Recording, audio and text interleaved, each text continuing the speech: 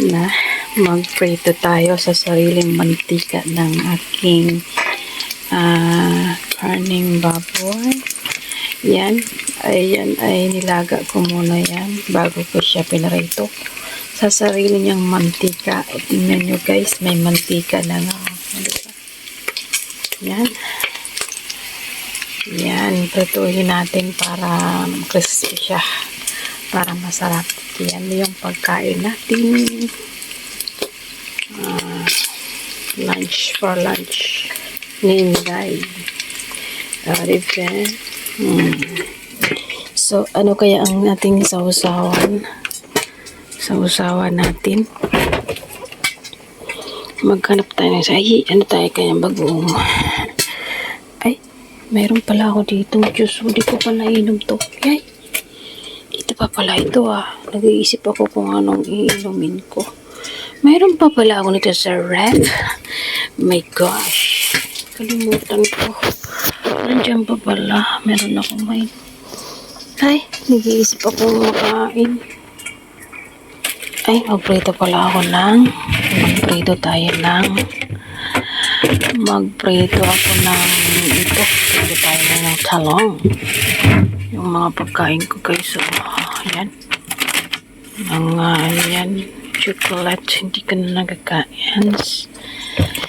So, iprito natin itong dito. Talong. Magprito tayo ng talong. Sausaw natin ito sa bagoong. Bagoong pa ako dyan. Hindi pa nauubos. So, natin. Dito Yan, i-crispy natin yan guys para masarap na. Crispy.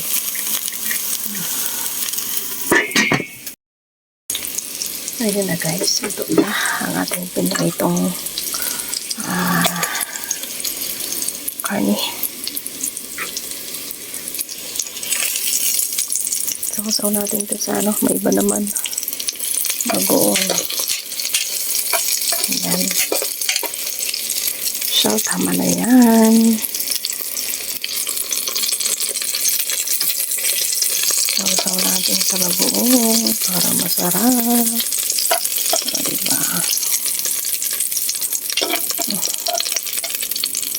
Kuwan lang yan ng mantika. Hindi niya ako naglagay ng mantika. Diyan. Diyan lang siya. O, diba? Ready to eat na tayo, guys. Diyan. With bagoong. And then talong. And then yan. Okay. Guys, tayo ay hiwain muna natin yung karne na ating pinrito. O, diba? Nakain tayo.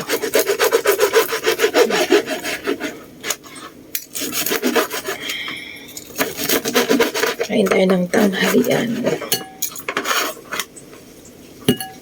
Tanghalian tayo guys.